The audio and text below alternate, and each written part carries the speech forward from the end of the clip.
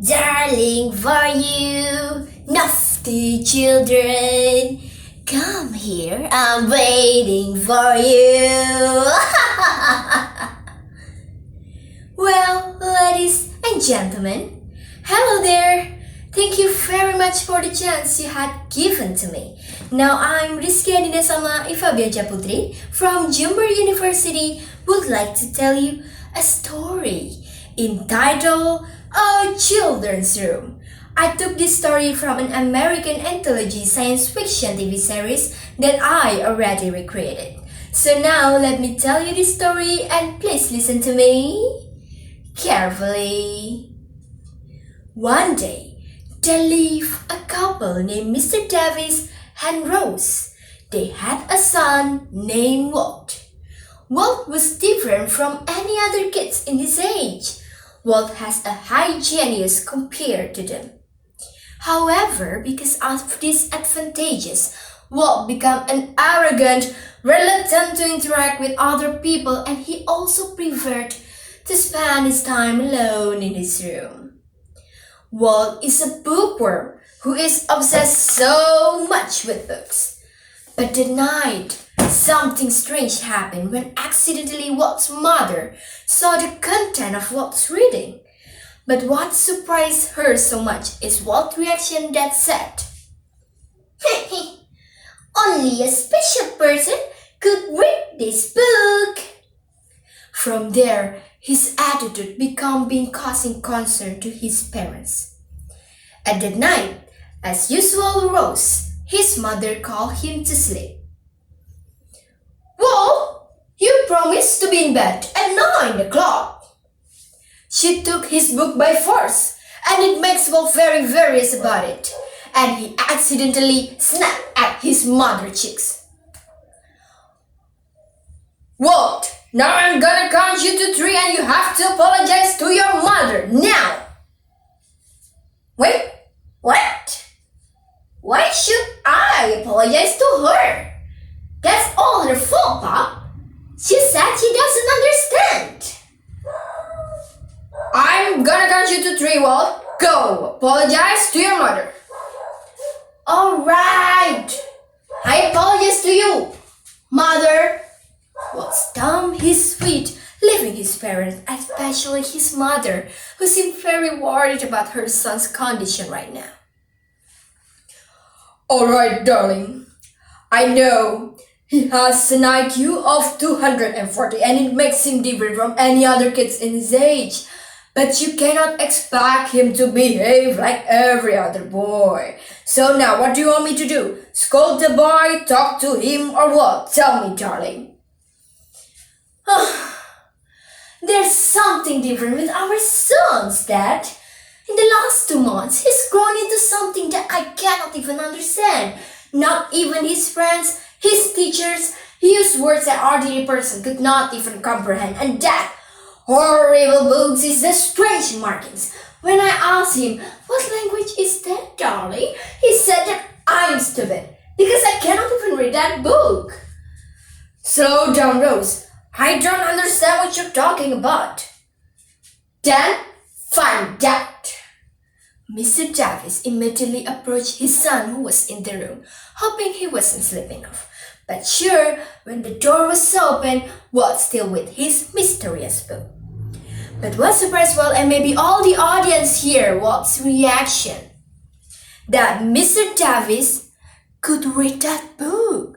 Which means that Mr. Davis is one of the special person that have been chosen, as Walt said. And Walt also answered that he found this book on the children's room, and Miss Adit, the one who gave him this book. The next day, Mr. Davis decided to go to the library to meet Miss Adit, but the librarian said there was no children's room. When Mr. Davis was about to go out of the library, suddenly, he saw a light in the back of the corner. Mr. Davis walked over to it, but he was very surprised to see that there was a door that led into the children's room. Without lingering, Mr. Davis decided to go to the library and meet the librarian. Are you guys curious about who the librarian is? Yes, as you guys can guess, She is Miss Adit. Miss Adit said that Mr. Davis reluctant to know more about that book, so she replaced him to interpret the book. Oh, now you have reached the point of knowing, and now you will know. You are the mutation, and you will be the founder of the new superhuman civilization, so no one make us slaves. Mr. Davis could not say anything. He was too surprised. Wait, are you trying to tell me that I'm a mutation? You are, Mr. Davis. Otherwise, you will not see our room. The reason why you could see our room is you will have to take your son. He belongs to us. Then you have to fight me for him. I hope not, Mr. Davis. But if need be, we will fight for you. But I warn you, Mr. Davis, you will not stand in our way. But the fact that you are a mutation too, so you can come with Walter. How about my wife? Does she understand the book? Huh. You have answered my question, Mr. Davis. Good day. Mr. Davis immediately rushed to his wife to have a serious talk with Walt. He didn't want to be too late to deal with the bad things that will ever happen to his son. Mr. Davis soon treated Walt to stop reading that book. Dad, I'm so mixed up. I will stop to reading that book, but I can't. It says in the book that I'm a mutant, and I have work to do. You guys will be my mother and my father no more. Mr. Davis can't say any word. He was too mad with Walt. Where is that book, Walt? Come!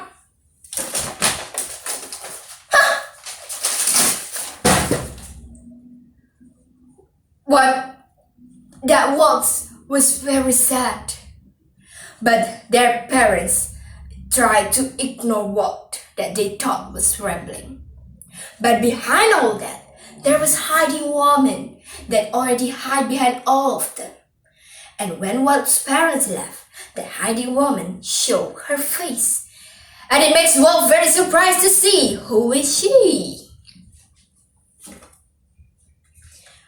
What are you doing here, Miss Adit?